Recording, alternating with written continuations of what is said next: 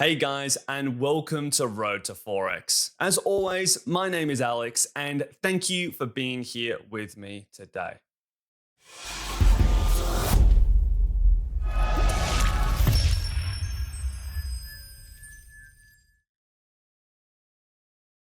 Now, I'm going to be going over another exceptionally important topic: what to do with your profits when you actually get them. There needs no hook for that, because if you do not get your withdrawals right, the amount of money that you're going to take out of your successfully profitable accounts, well, you're just going to end up blowing them. I've seen it happen countless times. If you've listened to my podcast, in fact, you will know about two particularly powerfully important traders that I have known personally that have blown their accounts just from taking their money out the wrong way. It's that important. Now, before we get into it, if you could please leave a like on this video, if you could subscribe to the channel, that would be amazing. And of course, if you got any comments, then leave them in the comment section.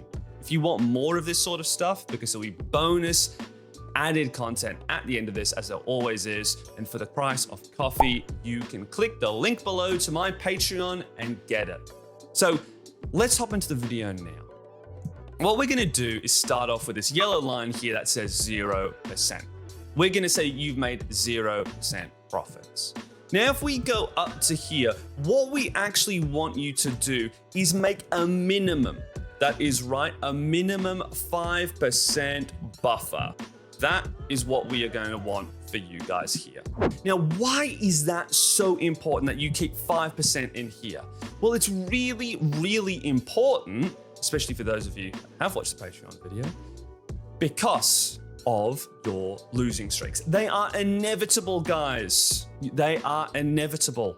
You can easily lose 5% in a week, in a month, or whatever it is. And if you happen to go through there and your stop losses are based on equity or balance, you're going to be screwed. For example, some prop firms out there base their maximum stop loss or for their accounts based on the balance. Some use it based on equity. For example, you go 5% up.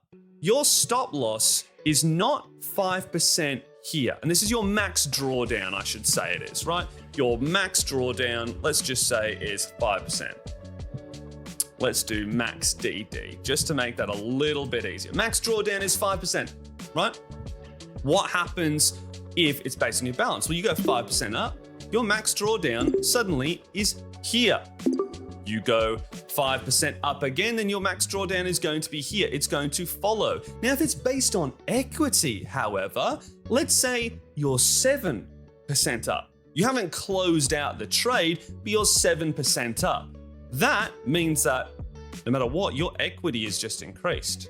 So that's going to move up. Even if you close out the trade as a break even, your stop loss is going to be here.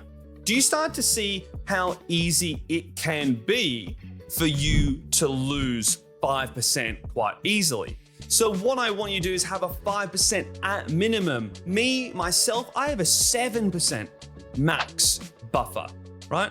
So that's where I'm going to be sitting, max buffer, 7% in total, which is super, super important, because I have a prop firm over here that has a 10% max drawdown based on end of day balance.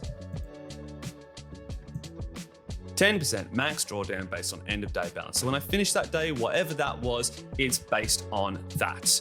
That's fantastic. That means my 5% buffer, well, my max drawdown is going to be somewhere down here. This is 10%. It's still based on my balance, so I've got 5% to here, and then I need to go 5% into drawdown in order to lose this. Now, if it's 7%, it's a little bit different. I can only go 3% to drawdown, but I've got 7% up here, 3% minus, so I can actually go into the negative. And this is really important because you can do it, especially if your max drawdown is, unlike mine, it is actually 5. Because this is going to be sitting here. That's why I've always said the bigger your maximum drawdown is, the better it is. The bigger your maximum daily drawdown is, the better it is. I will always pay through the nose to get that. Really, really important. So what happens therefore if you take some of your profits out? You get to your 5%, fantastic. You've got your buffer, cool. I've made it to my buffer. Do you just take money out now? Of course you do not. You need to be thinking that I have to keep this here as much as humanly possible. Because if you make an extra 2% and you go up here, right, and you make it to 7% in profits, right? 7% in profits. Let's move this. That's where your 5% buffer should be, right? Your 5% buffer. You know that this is gone from here all the way up to here, your 2%. Let's move that out of the way so this makes it a little bit easier. Your 2%, your max drawdown is here. That means that theoretically your buffer of 5% can actually never be breached, which just means that you're making this bigger and bigger and bigger. Hence why when I was talking about this, your 5% buffer, it's awesome to have a 10% max drawdown because I can go up to my 7% and then I'll take out 3%, take out 3%, take out 3%. That's what I do. Every time I hit 10%, I take out 3%, which basically means this, right? I reach 10% profits, which means that theoretically my drawdown or my max drawdown equals 0%. If I make it all the way back down to 0, then I'm going to be sitting at my max drawdown. I'm going to be taken out. That's okay. So I get to 10%, and then what happens? 7% here. I take out the 3%, I'm now sitting at 7% profits. My max drawdown stays at 0%. And then I can make my 3% and drop it, make my 3% and drop it, make my 3% and drop it. That is what I can do. That is one way of looking at it. Every time you make your 3%, you can take it out.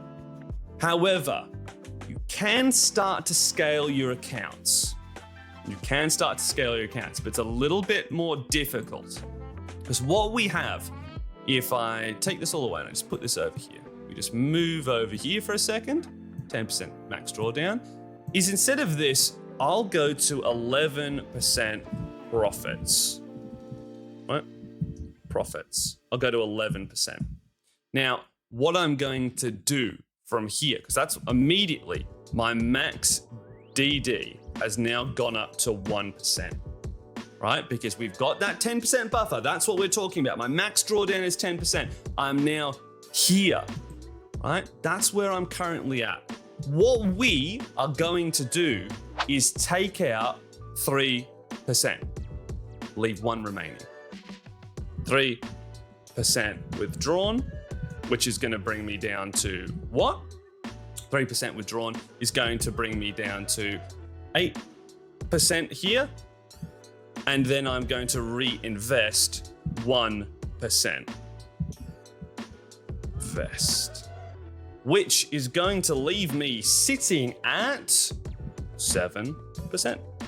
Now, because of this one here, I have a drawdown of 6%. A lot of numbers there. I've now gone from 10 to 6. My buffer should always be sitting around that 7%, but what I'm doing is reinvesting it. I could always do something a little bit different, and instead of go up to 11, I could withdraw 2 and reinvest 1. That's just something that I could be doing there. So I'm always going to be sitting at 8% and 7% in here. So instead of just taking out your 3 and just doing this, I make it to 10, I take out 3, I will keep 1 in, which always means that this is going to be increasing each time I make a withdrawal to 1, to 2, to 3, to 4, to 5, to 6. But this, my profits are going to be 11, 12, 13, 14, 15, for example.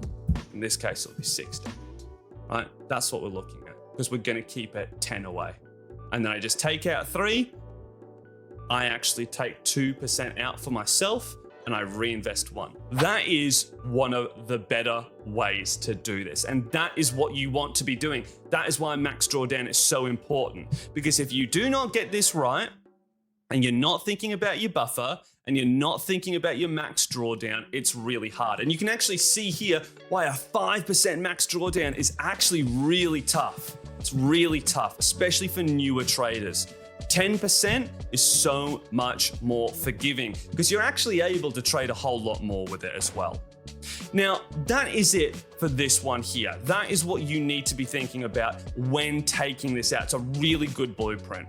I'm gonna go over to my Patreon side now and give them a little bit more advice, an even better way how I am gonna be shaping this. So until then, guys, thank you for watching. Please like the video, subscribe, of course, comment if you've got any questions. And if you want better content, if you want more educational stuff, if you want to be able to actually put in video requests yourself for your own questions where I can go over it in detail, then please head over to Patreon for a cup of coffee for the entire month. That is the cost of it. Until then, guys, see you later.